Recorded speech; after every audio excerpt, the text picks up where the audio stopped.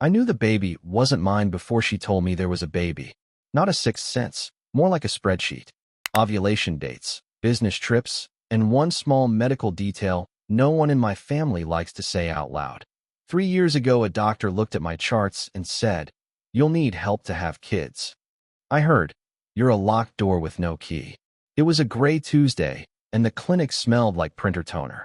I took the long way home and bought a plan I hated. "Happy anniversary," Nora says, sliding a fluted glass of something pink across our table. The new restaurant is all concrete and string lights. Everything tastes like it cost $12 more than it should. There's a candle between us fighting for its life every time the door opens. "Happy anniversary." I touch my glass to hers. It rings like a small bell.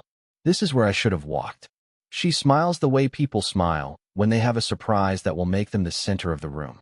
I have news. I already know. Her phone learned a new habit this spring. Face down, night mode, bathroom trips with the soundtrack of text bubbles. She stopped asking me to taste her sauces. She started saying, "We," like it included someone behind me. "Okay," I say, and my voice does not crack. "You ever notice how liars always blink twice?" Nora blinks twice. "I'm pregnant." There it is. The word sits on the table like a guest who didn't RSVP. The candle throws its tiny light at it, fails to set it on fire. "Wow," I say, because wow is a word that sounds like it could be joy or a car crash. My hands are steady because I trained them. Meetings, presentations. The night I signed the refinance papers while she watched TV and called me Captain Spreadsheets. I cut her out of that joke later and laminated it. "Yeah." She laughs into her napkin. "It's early. Like 6 weeks. 6 weeks puts conception on the weekend. I was in Denver's snow-blind airport, eating pretzels, texting her pictures of a sad wolf statue. She replied with a heart and "Miss you." I missed her too, right up until the flight attendant flirted with the pilot over the intercom, and I realized I hadn't laughed at home in days. "That's fast," I say. She tilts her head. "Fast. We've been trying." She says it smooth, like a stone she's been polishing.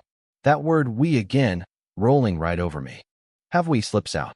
Not loud, not aggressive, just curious the way surgeons are curious about arteries. Her face flickers. I mean, off and on. We didn't chart it like. Her eyes hit me and stop. "Please don't make this a spreadsheet thing." Inside voice, "It already is." Outside voice, "How are you feeling?" "Good. Tired." She puts a hand on her stomach the way actresses do in movies when they want the audience to clap. "Lucky." I do the math again, fast, then slow, then with my thumb tracing the condensation on the glass like it's a whiteboard. 6 weeks. Denver. Doctor's voice. The plant I still water. "Who's your OB?" I ask. "Dr. Ames." Blink. Blink. There it is. Nice. I cut into the steak I can't taste. It chews like a contract. "When do you want to tell people?" She brightens, relieved. She wanted me to hug her. She wanted me to cry. She wanted me to make it easier to swallow me. "Maybe after the first ultrasound?" 8 weeks. Okay. A plan. An exit ramp. We eat. We talk about countertops and a coworker who says, "Irregardless." She stabs asparagus like it owes her money. The waiters bring a free dessert because I said anniversary and because we look like the ad. White plate, 2 spoons, woman with future, man with nice watch. When the check comes, I put my card down and say, "We should do a test." Her spoon stops halfway to her mouth. "What?" "Home test. Tonight." "I already did." She laughs, brittle. "Like 3. I mean a different kind of test." I sip the pink drink. It tastes like fruit that never existed. A DNA one. She freezes, then tips into indignation like it's a chair she keeps close. That's insane. What's insane is asking a locked door to babysit a key. I glance around. The couple next to us is fighting about the bill with their eyes. A guy at the bar is taking a selfie with his bone marrow. The candle between us gutters out. Of course it does. "Nora, I can't be the father." "You're what?" "You're saying you're not." "I'm saying a doctor said it first. 3 years ago." I keep my tone soft. People listen to soft. "Remember when we were taking a break because my job was too stressful? I was at appointments. I didn't tell you because I thought it would make me less. Now it just makes me accurate." Her mouth opens, closes, blinks. There's the double. "You could be wrong." "Sure." I shrug like we're discussing weather. Maybe I'm a medical miracle. Maybe Whole30 fixed everything. Or maybe we need to buy a different brand of honesty. She leans in, lowers her voice, puts warmth into it like she can heat the room with her palms. Babe, this is yours. We're blessed. That's the word she uses when she wants a shortcut past accountability. Blessed. Don't ruin this. There it is, the first shove, soft, polite, inside a hug. I want to be happy, I say, and I do, in the same way I want a jetpack. But I need to know. Why? She's crying now, quiet, pretty. A man 2 tables over stares at me like I'm strangling a puppy. Why do you always need proof? Because my father taught me love was a promise you keep even when no one is watching, and my mother taught me people are always watching. Because I have a ledger where other men have a heart, and all my columns have to add up. Because once, at 12, I explained fractions to a girl who kissed me. Quick, a receipt, and left for someone taller. Because I will not be drafted. Because I don't want to resent you. I push the dessert toward her. Eat. You need it. We walk home through air that smells like wet brick and old gum. She loops her arm through mine the way you hook a coat on a chair. A car passes blasting a song I used to like. I look at her profile in the yellow streetlight and feel nothing where the feeling should be. Not hate, not love, just the thud of distant construction. In the bathroom, she brushes her teeth too hard. I pull a small box from the drawer, the kind you order late at night, and convince yourself is for fun, not for defense. I'd plan to do this if we ever did IVF, to save time later. Planning is my love language. Surprise, it's also my shield. She sees the swab and flinches. I can't believe you. I can't believe you want me to. I keep my voice even, offer the instructions like a truce. We swab now. We repeat after the ultrasound. We send both. If it's mine, I'll build the crib with my teeth. If it's not, we talk. About what? About how many lies fit in one house before the roof caves in. She doesn't move. She is very beautiful in the mirror. This is not the point. She puts her hand on her belly again. I almost say congratulations. Instead I say, please. She swabs. I swab. We stand there, 2 people performing dentistry on the truth. I label the envelopes like a man at a loading dock. She climbs into bed, rigid, back to me. I can't sleep, she says. You will, I say. You're tired. At 2 a.m., her phone lights the room. I'm not proud, but I'm awake enough to see a name I don't recognize in a message bubble that says, did you tell him? Oh, there he is. The ghost I've been smelling on her sweaters. First instinct, rage. Second instinct, laugh. Third instinct, the one that saves me, is to reach for my laptop and an email I've had in drafts for months, in case my worst hunch turned honest. Subject line, consultation, family law. I hit send. The whoosh sounds like a door opening. If you're waiting for me to say I cried, I didn't. I made a sandwich. Mayo, turkey, the precision of cutting it diagonally like a surveyor drawing a new border. I ate it over the sink and thought, this is the part where everyone chooses their side. Remember this feeling. It's the last time your stomach will be empty. I walked into that hospital room expecting tears, maybe fear. What I got was a smile. Not a grateful smile. Not a thank God you're here smile. A smile like she just won something. Hey, she whispered, her voice soft, almost rehearsed. I froze at the foot of her bed, the beeping monitors and antiseptic smell pressing in. My brain was still chewing on the doctor's words from the night before. Assault, sharp object, signs of abuse in her private area. I couldn't fit it together with the woman lying there, propped up on white pillows, acting like she'd just had a spa day. You okay? I asked, forcing my tone flat. I've been better, she said, her hand resting over her stomach in this protective way. That's when I noticed the file at the end of her bed, the one with OB-GYN scrawled in the corner. My chest tightened. I glanced at it, then back at her.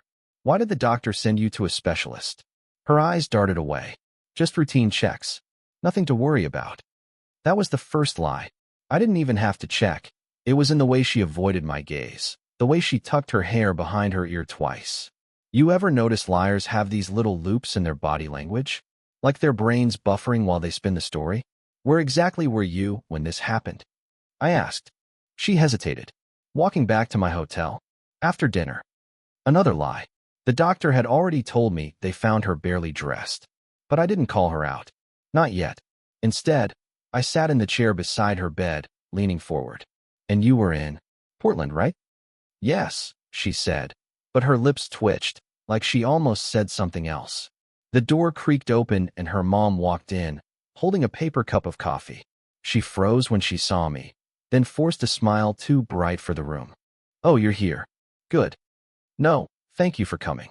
No, it's been a rough night. Just a quick glance between us, like checking if we'd compared notes yet. I stood. Can I have a word with you in the hall? Her mom's eyes flicked to my wife, who gave the faintest shake of her head. My pulse spiked. That's the second time someone's told me without words that I shouldn't dig deeper, which meant I absolutely would. 2 days later, the envelope came. Brown, thick, hand-delivered by a nurse who didn't bother to hide her frown when she saw my wife's name. Routine checkup records, she said, and left before I could ask a single question. I set it on the kitchen counter and just stared at it. You know that moment before you open something you know will change the rest of your life? That pause isn't hesitation. It's mourning for the last few minutes you'll still be ignorant. I slid it open anyway. First page, ultrasound report. 8 weeks, 1 day. Healthy fetal heartbeat. Expected delivery date. Smack in the middle of a month when I'd been on a work assignment 3 states away. There was my confirmation, black and white with a grainy little blob in the middle. It wasn't mine. Couldn't be. Second page, physician's note. Patient reports injury consistent with non-consensual activity. Patient reluctant to name assailant. States father of baby is aware of pregnancy, but not present in her life. Not present in her life. Not unknown. Not husband. Just absent. I didn't realize I'd crushed the paper until my knuckles ached. When she got home from her follow-up, she walked in smiling again, a grocery bag in hand, like she was playing house in a sitcom. Hey, she chirped. I got those crackers you like. I didn't bother with small talk. I held up the ultrasound report. This? Her face drained. You weren't supposed to. I wasn't supposed to what?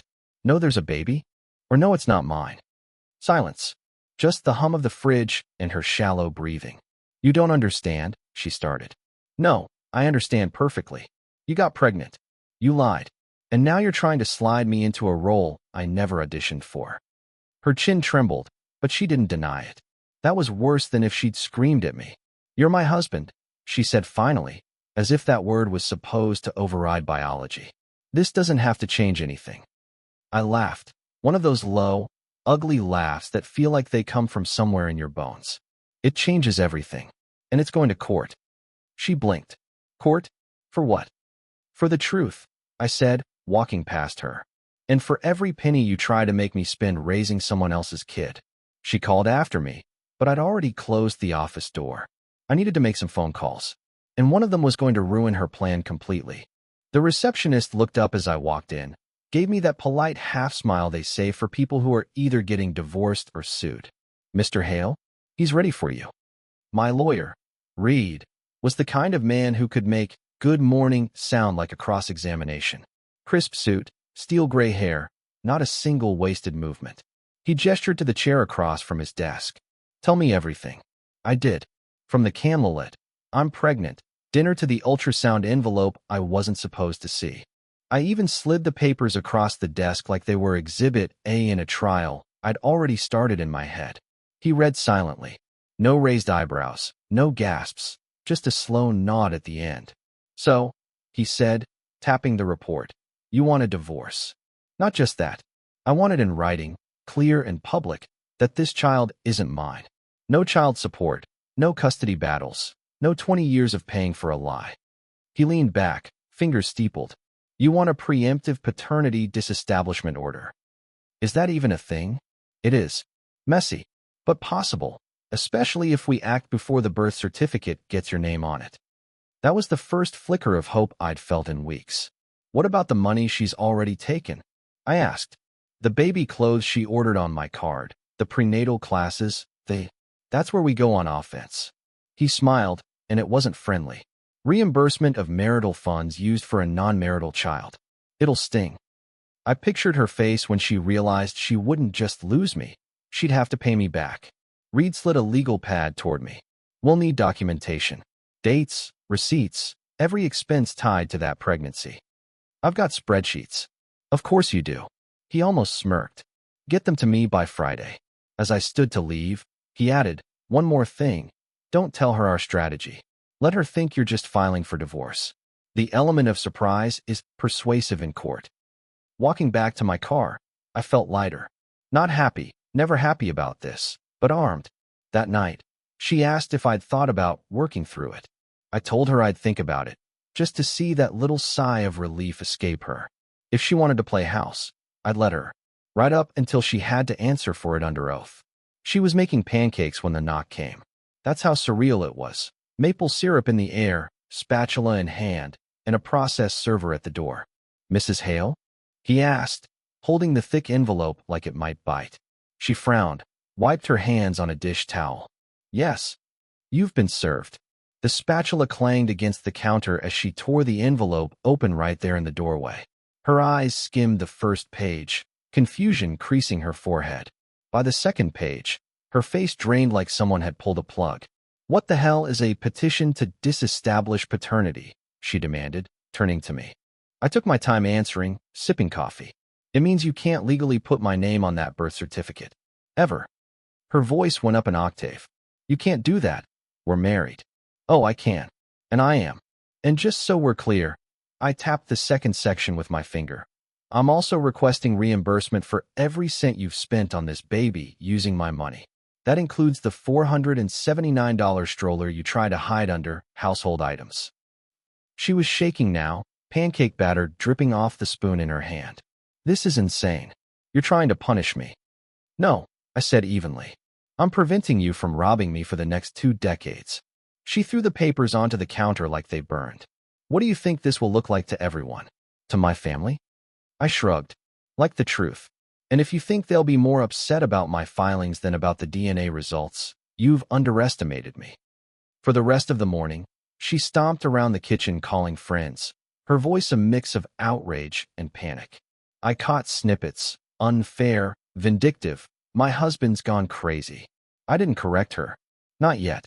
The real correction would come in court, in front of a judge, with those ultrasound dates blown up on a screen for everyone to see. By noon, Reed texted me. She called my office. Wants to know if we can work something out. Said she's open to counseling.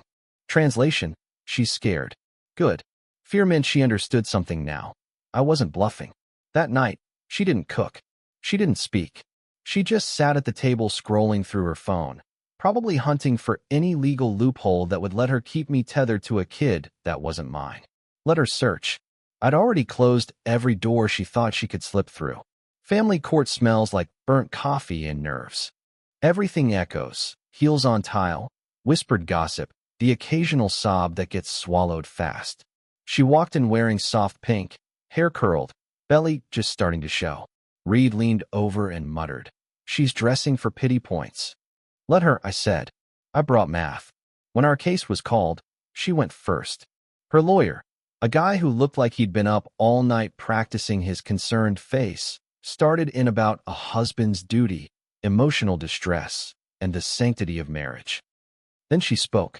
Her voice wavered perfectly, like she'd rehearsed in front of a mirror. Your Honor, I know mistakes were made, but this is still my husband. I believe we can work through this for the sake of our family. She even put a hand on her stomach, the move that made the woman in the second row sniffle. Then Reed stood. No theatrics, just his voice, even and sharp as glass. Your Honor, Exhibit A. He held up the ultrasound report. 8 weeks and 1 day on the date of the scan. My client was out of state on documented work travel during the entire conception window. We have airline tickets, hotel receipts, and witness statements. The judge took the paper, scanned it, then glanced over his reading glasses at her. Do you dispute these dates? She hesitated, then tried to pivot. I may have been confused about timing. Exhibit B, Reed cut in. A text message from the biological father to the respondent, congratulating her on the pregnancy. Timestamped during my client's trip. The judge read it. His expression didn't change, but the temperature in the room dropped. Do you dispute the sender of this message? Her lawyer started to object, but she blurted, It's private. That's not a dispute, the judge said flatly. Reed finished clean. Your Honor, we asked the court to grant the petition to disestablish paternity, and for reimbursement of marital funds used for a non-marital child. The evidence speaks for itself.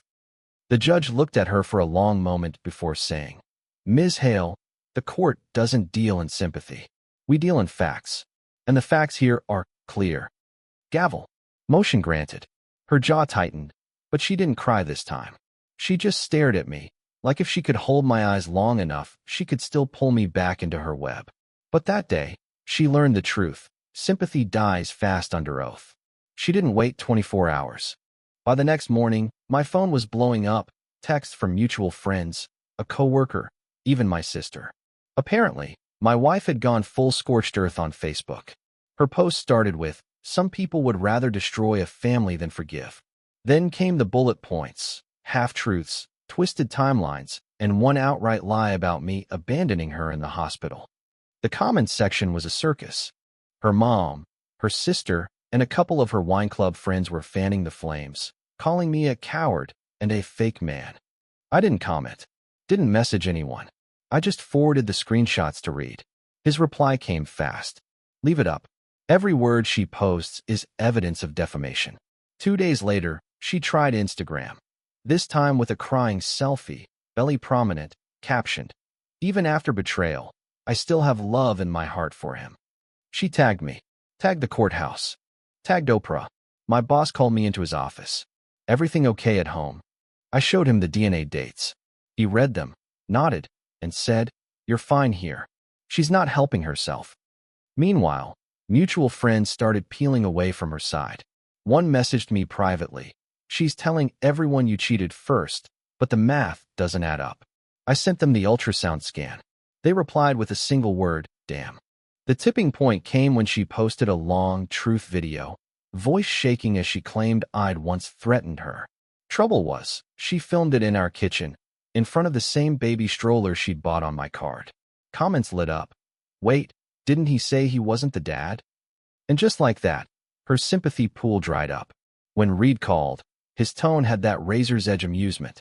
"She just turned this into a reputation case too. We can add damages for that." I pictured her reading that court notice. For the first time since this started, I almost felt bad. Almost. We were back in court 3 weeks later. This time, no pink dress, no soft curls. She'd gone with black, mourning attire. Maybe for the life she thought she could still control. Reed opened with the receipts. Literally. He had a binder 2 inches thick, tabbed and color-coded. Flights, hotel invoices, my work schedule, every baby-related purchase charged to my accounts, highlighted like a crime scene. "Your Honor," he said, "our request is simple. Reimbursement for $7,842.16 in non-marital expenses. Proof of purchase attached for each." Her lawyer mumbled something about shared marital property and customary support, but the judge wasn't having it. "Customary support," he said, "does not extend to another man's child. I'm ordering full repayment within 90 days. Her head snapped toward me like I'd just set her car on fire. "That's impossible," she said. "I don't have that kind of money." The judge didn't blink. "Then you'll need to find it. Court order stands." Reed leaned in, voice low enough only I could hear. "She's realizing now. If she can't pay, we can garnish wages." Walking out, I caught her in the hallway with her sister. "He's taking everything from me," she hissed, not even trying to lower her voice. I didn't stop, didn't respond.